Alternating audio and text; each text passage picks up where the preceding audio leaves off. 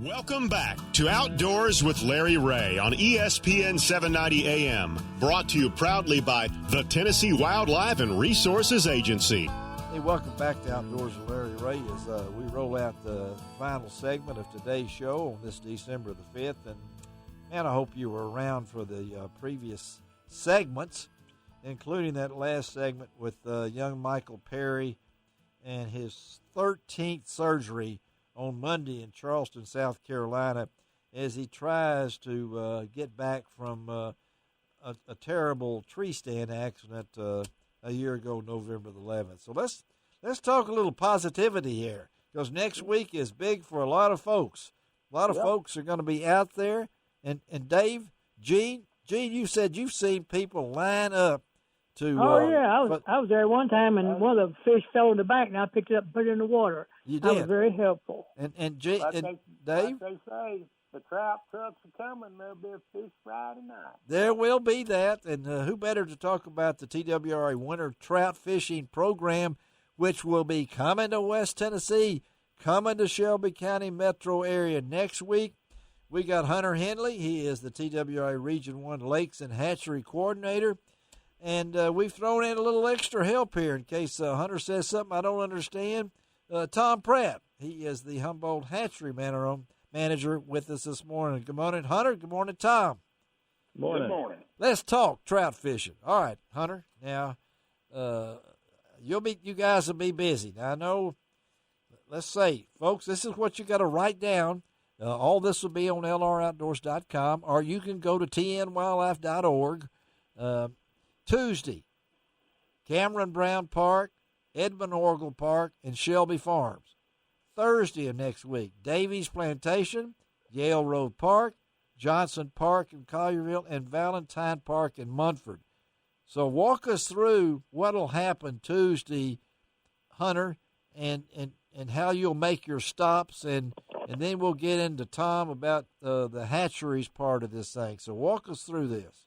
Okay. Well, of course, this process starts way earlier, and plans are made, and we allocate trout according to availability, and we're fair to everybody. And so, anyway, this year looks like we're going to have the trout are going to be a little bit larger. Oh, okay. Running about 2.2 to the pound, which is good. Good. A little better than 2.6. Okay. That we had last year, so a little bit larger trout. And of course, a lot of preparation goes into it as far as having alternative plans, that sort of thing. I do know, just yesterday our hatchery truck broke down on us, and we had to we had to ditch it in Dixon. Okay, and, but that's fine. We'll get it back. It'll be fixed, and if not, we've got a backup plan. And just like on rain days, yes, we've got a backup plan for that too. But fortunately for us, this year it looks like it's going to be clear, good weather, so we'll have a straight path to the ponds. And just as you said earlier, these folks, they're excited. We're excited.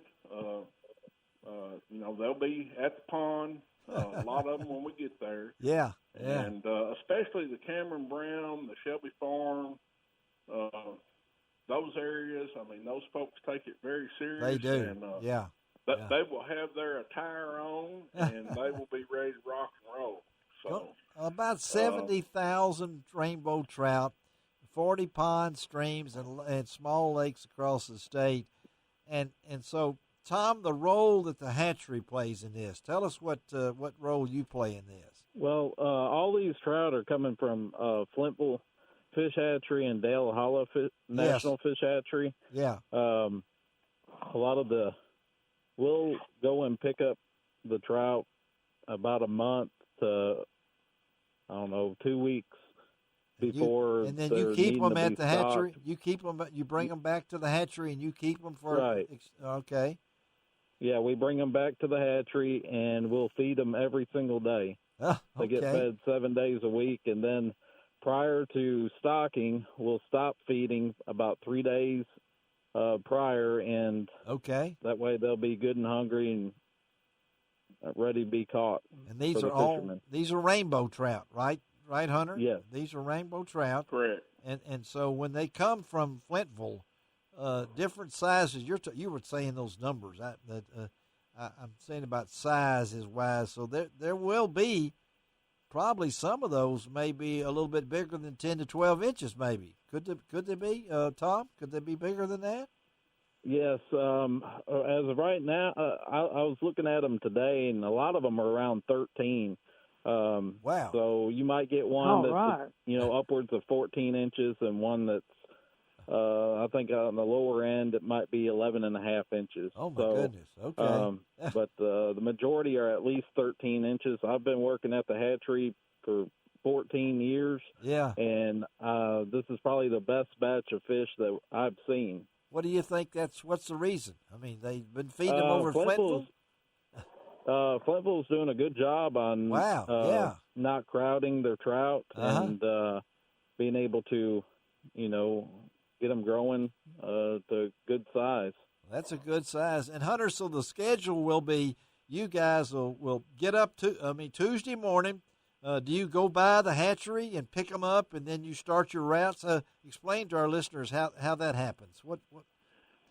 Yes, we will. We just as Tom said, we hold them in our raceway and we feed them. Of course, we'll cut the feed off, so they will be good and hungry, and they haul better too. You don't want all that waste going in the tank when you're hauling them. Yes. But yes, we will. We'll all meet bright and early, and we'll get our hauling trailers and hopefully our hatchery truck back. But if we don't, we can. We're not going to be late on it. And so you'll hit all three. You'll hit all three of these: Cameron Brown, Edmond Orville, and Shelby Farms on Tuesday, right?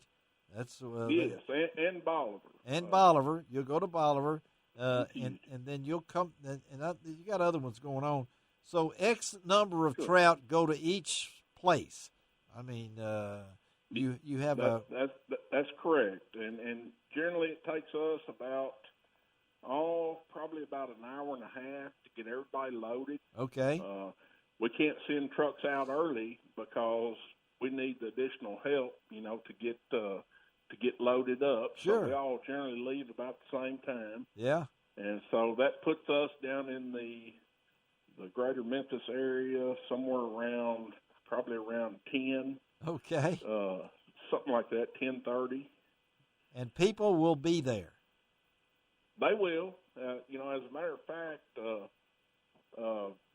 there at Shelby Farms, well, I guess it's been about 3 years ago now. Yeah. I was actually going to release the trout, and I got on the back of the trailer and was ready to pull the latch, and all of a sudden this lure came out of nowhere and actually it hit me in the chest and bounced off, and I just held my finger up and I said, y'all got to give me just a minute and I'll have them in the water for you. So yeah, they're ready. Hey, Dave Gabbert, you're listening to this. You spent a lot of years at TWRA. This is an important program, isn't it, Dave? Oh yeah, and it was a brain. How many years has this program been going on, Hunter? I can remember years ago that. It's been going over 10 years. I know. 15 your predecessor, years. Me and David Rudo and stuff before it started. Discussing, a program like this, and but it is a wonderful program to utilize, those small bodies of water we have in West Tennessee, and it's strictly what we call a put and take. Yeah, put and take. We want people to catch the fish. Well, you must possess the appropriate license for trout fishing, right? Right. I mean, you got to have your license and things like that. 7 trout with no size limit, so you can get that. And I know I've got one guy when I announced and I posted on Facebook on Thursday morning that Hunter was going to be on and was going to talk about this. This one guy, it made his day. I mean, I never seen so many little emojis there with love on them. You know, he's going to be there, Hunter. I mean, this is probably in a COVID time, Hunter and Tom. This is a feel good time. I don't know for you guys. I know it's a lot of work, but at the same time, it's like Santa Claus coming. Hunter, you might as well get you a beard and get your red outfit and come on in. You know. Absolutely, yeah. It's a good time for us too because there's a lot of satisfaction. I know a lot of the things we do, you don't see an end result. That's right. But yeah. this is one of them where, I mean, you're making people happy, and you can see that. And, you can, can't you? Yeah. You absolutely. And you know, there's so many advantages to this program. I mean, you know, you're providing a fishery there that wouldn't otherwise exist. Yes. Here in West Tennessee during the cool water months, Uh-huh. and of course there are a lot of trout fishermen in West Tennessee, but typically they have to drive to go do this. Yeah. And these locations are in everybody's backyard. Yes, they are. Right. And so it's a really good program, and to get a kid to into fishing as well. There you go. We have our youth fishing rodeos, but this is kind of geared in the same direction. Particularly this year, Hunter and Tom. Absolutely, with the COVID situation well, Tom can tell you. I mean, he keeps up with the reports for Davy Crockett Lake. Yeah, and he can expand on that as far as the activity we've seen. What have you seen there, Tom? And thus far, yeah. And it's still continuing. What is that, Tom? Let Tom say it. Yeah, let Tom say it. What is it, Tom? Davy Crockett Lake with the everybody just having to be social distancing and the lake being a great place to social distance. I know last year we did a little over 1,000 permits at Davy Crockett Lake, and I looked at them yesterday, and we were up to over 1,600. So there's been a lot more traffic at the lake. So and that's what Hunter. We got all these West Tennessee. I don't know how many lakes we have, agency lakes, but we only got a minute left. Hey guys, I really appreciate it. Great job. One quick question before you cut them loose. When I left the agency, y'all were kicking around the idea of stocking walleye into the agency lakes. Did that ever come about? Yes, it did. Davy Crockett Lake and what was the other lake, Hunter? Carroll Lake. Carroll. Ooh, we got walleye in those two lakes? Okay. Yes. All right. Well, we made news again. Santa Claus it is alive. Okay. Yes, Virginia, there is a Santa Claus. And then one of them's named Hunter and the other one's named Tom. So, okay. Hey, guys, thank y'all. Thank you for being on the show this morning with you, both of you guys. Appreciate all of y'all's work. We'll talk again maybe in January when it's time again, guys. Y'all have a great one. Hunter, look forward to seeing you next week, okay? Yes, sir. All right. We'll see y'all. Bye-bye. Bye. Thank you. All right. They've got to get out of here real quickly, and I know we're running out of time, and Sheldon McCall is saying go, go, go. But let me tell you quickly, next week, Jeremy Dennison, TWR Region 1 big game biologist, going to bring us up today in all those big numbers. Jim Cassida has written a new book called A Smoky Mountain Boyhood You Don't Want to Miss. Charlie Holder, president and CEO of Sure Shot Game Calls. We're going to give away a nice prize when Charlie's there. And we're going to have a TVA Millennial Fly Fishing Roundtable. All right, before we get out of here, G. Smith, one quick pun. Okay, you remember my friend Luigi? Yes. He was a human cannonball for the circus. Yes. Well, he decided to retire. Yeah. And, of course, the circus manager said, man, we never will find a man of your caliber. Dave, you want to say anything after that?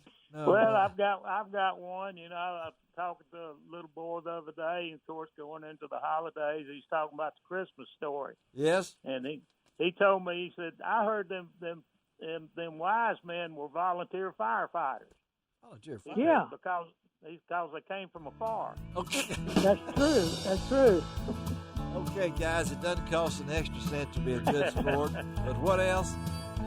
God bless the USA. USA.